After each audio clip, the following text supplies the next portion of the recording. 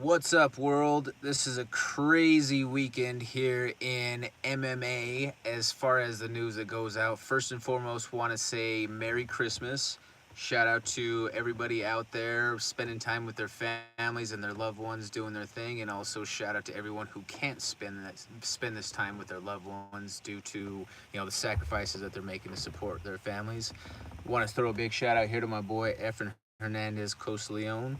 How's it going, people? Merry Christmas, Happy Holidays. So we apologize for the off lighting, but had to make an emergency podcast with the news, like we say. So UFC 232, for those of you out there who don't know or maybe haven't seen the news just yet, it's being shifted from Las Vegas to LA, to Inglewood at the LA Forum. Now, this is a last-second change. This is basically an 11th hour change, being that the card is slated to go on Saturday night. That is less than a week's notice, and this is all based off of there being a hot sample or, a metabolite showing up in a John Jones drug sample. Another John Jones fight, another controversy surrounding drug tests. What do you think, Ephra? It's I want to give John the benefit of the doubt to it. CSAC, California State Athletic Commission, they've came out and said that they are granting him a license. The whole reason why the card, just to give you some context, why the card is being moved from Nevada to California is because NSAC, Nevada State Athletic Commission, will not grant John Jones a license without going through further measures as far as this test sample goes. California will grant him a license, and that is why they are moving the card based off of the licensure situation. The California State Athletic Commission has said that they are deeply familiar with the John Jones case based off of them handling his last doping violation in their jurisdiction from the DC fight. So there's kind of the background as to why they're moving it, but keep in mind that you're moving this to save the John Jones portion of your pay-per-view. You're trying to save that name, trying to save those ratings, save that title fight for the 205 belt that's supposed to happen there. However, there's 25 other fighters on the card. I was just gonna say too, man. I feel kind of bad for the other fighters, that have to go through this sudden change, with that, their whole entire fight camp, family, and everything. They have to rearrange and have to, figure out all their travel plans now from going from Nevada to, California. Yep. That was my biggest concern there. And at this point, at this stage of the game, what sort of accommodations really can be made for a lot of the consumers on that side of things, for for the general public, for the fans, for the people in that situation? When you say, based on the dates, that's New Year's weekend essentially. It's a very travel exhaustive time as far as resources go for the tourism industry. I don't know how much can be accommodated directly on that side of things, and just the horror of traveling at this time of year. Corey Anderson, who is who's set to fight on the card, talked about some of the difficulties that him and his 7.5-month pregnant wife are experiencing just based off of the travel. He said it was an absolute nightmare trying to go through the Newark airport, getting to Las Vegas. Now they have to turn around, figure out all their travel stuff, and then end up to LA. So, with that sort of element in the mix, with her pregnancy and all that involved too as well, that's just a lot of extra stress. Extra stress, man. There's also what is the most egregious of all to me. Like, if you're gonna move it, you make that business decision. Hey, you know what? You gotta do what you gotta do. I can't say whatever to that. I can disagree with it, but that's what the move is. But I at least can say, let your people know. Absolutely. Because it's came out now that that there were fighters that were made aware of the change in venue, the change of location of this card through Twitter. Unacceptable, man. Yeah, they found out the same way that that everybody else found out, the way that the general public found out. Megan Anderson, shout out to Glory MMA out there in Kansas City with Coach the James Krause of the UFC as well, in association with Factory X. But you know, she found out. She made the post that she found out through online. Through social media. Yeah, and so to me that's it's just not acceptable. Yeah. Like, you should at least let your involved parties know before that becomes a public video. And for that 100%. matter, Dana looked fucking drunk in that announcement video with him and the Golden Snitch yesterday. Him and Nowitzki. Like, he just Really? he had that pure drunk flush. I haven't watched the video yet. So yeah, in the video, I don't know. I mean, it just looked like he was hitting the sauce a little bit. Was probably in his holiday spirit, if you will. And yeah, he just had that. He had the real rosy cheek look going on. Looked like he had definitely had a few, and it's just like, this could not be happening. Like, that for Dana White and for UFC fans, for everybody else out there, that is literally the nightmare before Christmas. Oh yeah, absolutely. And I also offer this to you all. How many times can we have something of this nature with one particular individual before the label sticks? Yeah, especially with the name John Jones. Yeah. Right, and so many other people in the past have done far less, and they've been cast off. Scratched. The public has been so willing to forgive John and all of his prior transgressions, all of the stuff of the past, hitting a lady and running, literally getting out of the car and running, for that matter. The issue with the what he got pulled over and was kind of a dickhead to the cop. Was the cop probably a little bit ramped up back at him? Yes, but also, you just in life, you can't be a dick. No. Just don't be a dick. But the dick, speaking of being a dick pills. Yep. Cocaine. It's a hell of a drug. The Tyrannobol test. The original Tyrannobol test. So how many times can this happen with one person before the label just sticks? And I've always been a huge John Jones fan. I've always been a big John Jones supporter, but I'm at about the end of my leash. And I know that this is something that, based off of what we're being told by the authorities, was not a re-ingestion of the substance. And that's why California is allowing him to compete. But I don't know, man. This whole situation, this whole case it smells fishier than a bad one-night stand. Yeah. I was just going to say it's going to, smells fishy. Everything looks fishy about it. The original 15-month suspension, yeah. That's unprecedented. That's never been anything that anyone has had that sort of timeline for before. I don't know, man. There's just a lot of things that just scream like boxing level elements of corruption, which I don't like. Like, that's been something that we've been able to not really have in the UFC, or not see on this end of MMA, outside of with the Pride and the Yakuza situations. But we've never really had to deal with that sort of level of corruption. This stinks of something. Sure, man. This reeks of something bad. Like, I don't know, Brian Boom Kelleher, he's a 135er, he's on the prelims. He said, hey, can some of that purse money go my way to accommodate for the money lost on travel expenses? Yeah. Like, I am all for that idea. Split up some of his show money purse. Hey, whatever. If he wins, kick off whatever you need to with if he misses weight, kick a percentage to Gus because of coming hot. Whatever you want to decide there, whatever. But of that show money, that should be divvied up to a certain extent to the rest of the fighters on the card. Because that is all of their camps, all of their teammates that are coming out in support, all of their families. There's certain sponsors that sponsor somebody on a particular card just based off of that localized element. Mm-hmm. So if you're a business, right? So I mean, you're in contract work yourself. Yep. You want to make sure that based off of your footprint of work, your advertising isn't going to then go somewhere a couple of hours away, right? Right. Because you don't cover that footprint, so it doesn't make sense for Right. you to throw sponsorship money that way. Mhm. Yeah.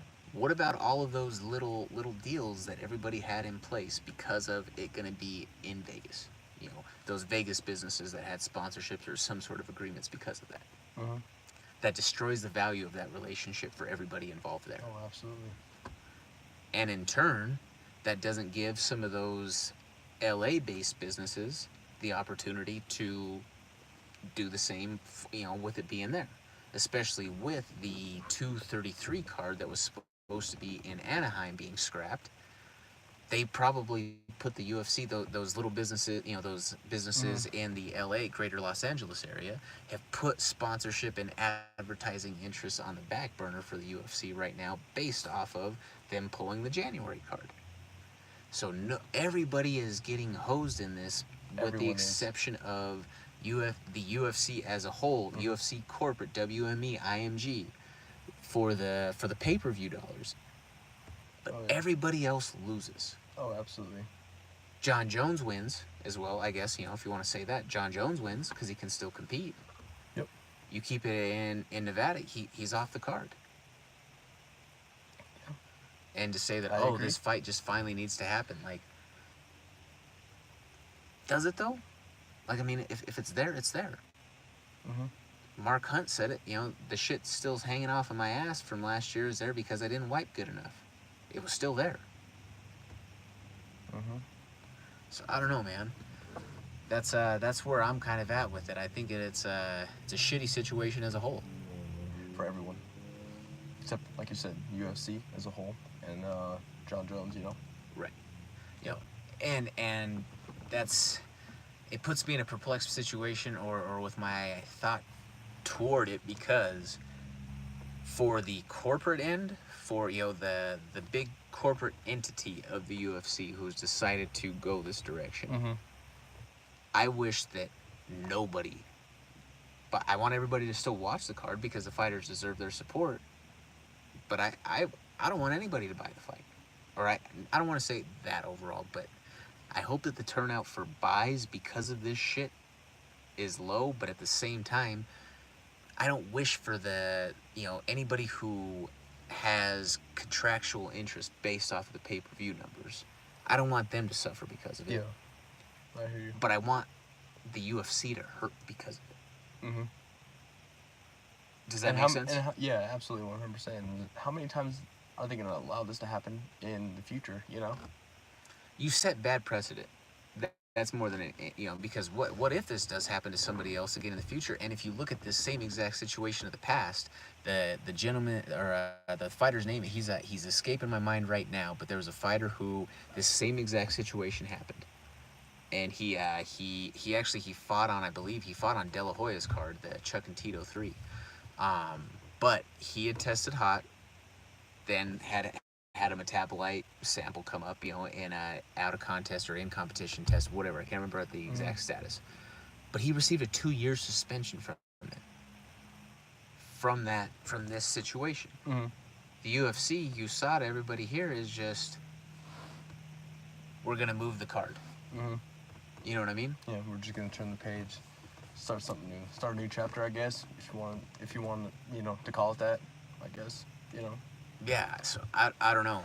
It's a tough situation because like I say, I want the fighters to be supported. I don't want Yeah. any of those other 25 to face any sort of any other monetary repercussions than they're already facing. Yeah. Anything else that they're Yeah. losing out financially. I don't want that to happen to them, but I want the UFC Right. to get hit for this. Yeah. You know, and again, the USADA deal is about to expire. The contract with USADA is close to being up. That begs the question because there's another big controversy of this, and even if to say, you know, Jeff Nowitzki tried the Golden Snitch, he came out and said, you know, the testing is so good that now that they were Mhm. able to pick up such this small trace that's why it, you know, came out this way. But why isn't it that if it's just this little sort of thing with, you know, just this little thing or these little errors in the system or this little flaw here or Mhm. there, why is it always with him though? Michael Bisping said it the best. He said, I was never a label reader. I was never careful with, just getting OTC supplements or, protein bars or shakes or whatever, this and that. He said, I was never careful. I was always careless and just ate and did whatever for the most part. But I was never dirty. I was never cheat. Uh-huh. I was never anything along those lines. Tested however many, tens of hundreds of times during his career. Was a world champion. Never once had any sort of question of a tainted supplement, failed test, anything like that. But how many times are you going to use that tainted supplement asterisk or that excuse? Because if it's a tainted supplement, like, I'm just, more times than not, it's not. Yeah. Unfortunately for Sugar Sean O'Malley, he got the negative side of it because he really did have a supplement that was tainted. But because someone like him who was so pure overall, they were able to identify it. But situation with USADA, the way that they're deciding to, pull people off the card before they go through the full, investigation with some of these things, he was supposed to fight on 229. That was the Conor Khabib card. The exposure that he would have gained from fighting on the biggest billed card in the sport's history would have been huge. Absolutely. Huge for his potential superstar, especially with as loud of a personality as he already has. When we watched him fight last April, I believe it was, you were in shock of how good he was. Yeah. Oh, definitely. I told you, like, watch, this kid's gonna put on a show. He put on some shows, man. Yeah, I mean, he was even fighting one-footed at the end, but yeah. Like I say, I just wanted to, wrap with you on this and see what your thought was on the whole testing situation. I just feel bad for the fighters, That's the biggest thing. I feel bad for them. What about fans, How's it affecting you fans out there? You know what I mean? Like, how's it affecting you if you're getting it pay-per-view?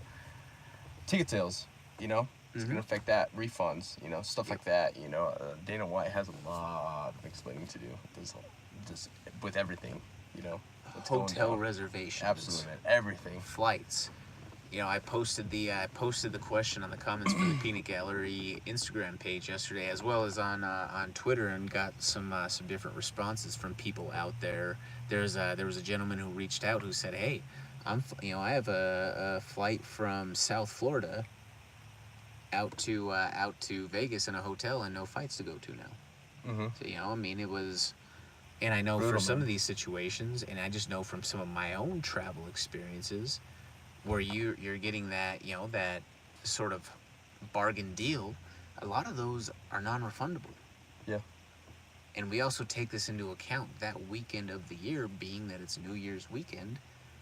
Oh, man. There's so many events that are going on in a big market like that. Yep. What is the capacity then at that point, as far as all the hotels? And then what is the surcharge for that weekend that then you're facing the difference of, or happen to then take into account?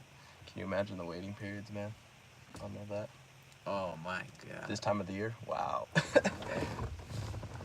And I know like I say, a couple of people who are directly impacted from this situation. Oh, yeah. I don't want to, outside of the people who are directly known, or known to the public, I don't know if I should name names, but yeah, I know that there's coaches like Coach Montoya, who is directly impacted from it. He put up his reaction. it was just a picture of his face, but my reaction of having to go from Vegas to LA for 232. There's that. There's I know the photographer who is traveling with John Jones right now directly. I spoke with him this morning. Shout out to the Fox Identity. He said that he hopes that this is the last, and they can just put this all behind him. He's one of the best in the game out there. He's been around some of the biggest camps in the world out there, and this also leads me to this other peg of the news element of this situation. There's multiple other Jackson Wink fighters on the card, so you have multiple other teammates that are then impacted from this as well. So it's just, God, it's not a good thing for anybody involved. Yeah, man. You have Carlos Natural Born Killer Condit fighting Michael Chiesa. You have Sayer, and I'm not even going to begin to try to pronounce his last name at this point. I'm just going to butcher it. But Sayer, the great Sayerized on his Instagram, but not a good look for anybody. No. You know. So I have to ask you, just because we're on the cusp of Christmas, what is your favorite Christmas tradition? My favorite Christmas tradition. It's always just getting together with family, and of course, being Hispanic and everything, puro mexicano. You got to make those tamales, so that's definitely one tradition that I always look forward to. Just getting with family and then putting all nights work in and preparing those, and then spreading that love as well. Giving those to other friends and family too as well. But that's definitely one Christmas tradition I always look forward to every year. And plus, on top of that, always getting my boy here, Kurt's, a share of it all. I love those tamale deliveries. Oh, and yeah. for the record, they don't make it past like a day or two from Christmas because I just completely stuff my face with them. They're that good. What about you? Well, one of my favorite Christmas traditions is definitely eating the tamales that you bring over. Because I can't make that shit. Yeah. Um, I'm Italian, so coming back home down to Pueblo, Colorado, there's a lot of strong Italian tradition as well. From we did a little drive through town, out of Gagliano's to God, what the hell's the bakery name? There's Schuster's right there too. Schuster's, yeah. They might have been closed up, but oh yeah, the bakery down in Bessemer. Yeah, the bakery over in Bessemer, the bread shop. I know what the hell it is. I just can't think of it off. Zolzman's. Yeah, there we go. Yeah, Yep. Zolzman's over there. They have just incredible breads that way. All of the food back. That's one of my favorite things overall. Absolutely. That's That's more than anything for me. Probably the best part of it. Some of the food that way. 100%. Always having some around the holidays. Being the Pueblo kid, having green chili with mashed potatoes. Absolutely. That's always a favorite of mine. Usually it's a little bit different this year. As far as we're